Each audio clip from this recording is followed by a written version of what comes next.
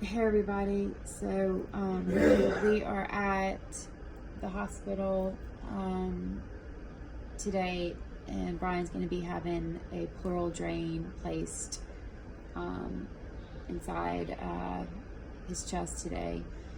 So as I've been telling a lot of y'all, the lung infection, it just hasn't been clearing up. He's experiencing more pain, continuous coughing, hacking up stuff. It's depleted of all energy.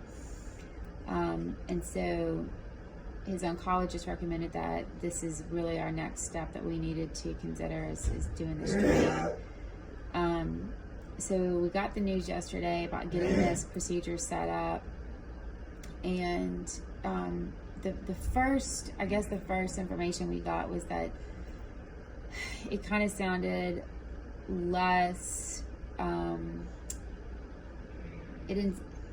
doctor made it sound like this was the next step in trying to make him feel better, and that it was going to be something that tube would go in, gets drained, he starts feeling better, and we can move on with chemo. And then we talked to another doctor, a pulmonologist, and it brought up a lot of questions about what this is going to mean, and I'll share that with you because this is why we need prayers. But so basically, the fluid is collecting and air is collecting in the space.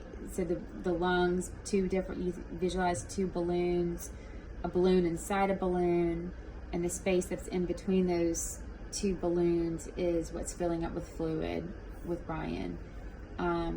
And this lung abscess that he has is on the outer edge of that inner balloon, and it could end up being a pretty severe step that we have no choice to take,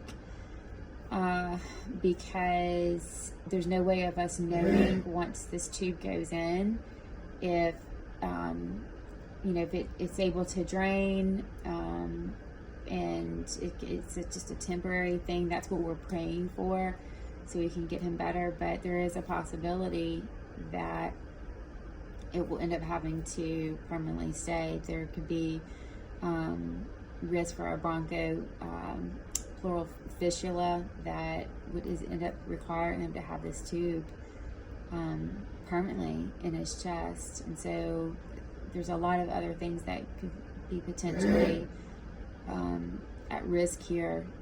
So our deep prayer is that this procedure goes well today, and that he can get this infection resolved with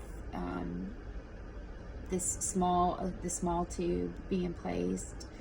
It can drain effectively and get the infection out. And this is a tube that is going to be able to come out. That is what our deep prayer is for. And it was a difficult evening last night, because we got the first news about getting this set up, and then I got the second call from the doctor about us really weighing a lot of these other risks that's involved, and that this decision is not one to take lightly.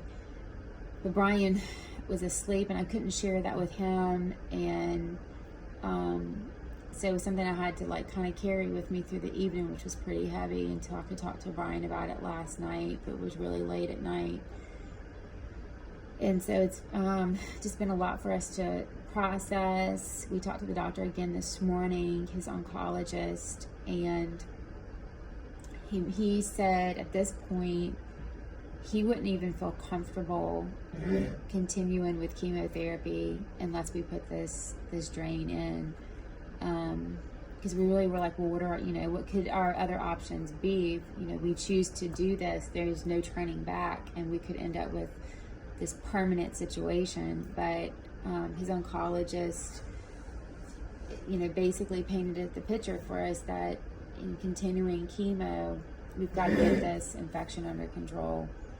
So this is what we've chosen. Going to be praying hard about it. Any kind of prayers that y'all can offer to us is is going to be appreciated.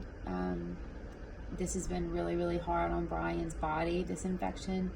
So the sooner that we can get this cleared up, the more he will have capability to fight, to keep proceeding on with chemo, and that's our goal. So thank y'all, and I'll keep y'all updated. It was just easier for me to do this video than type all this up right now onto the Caring Bridge site. So thanks. Love y'all.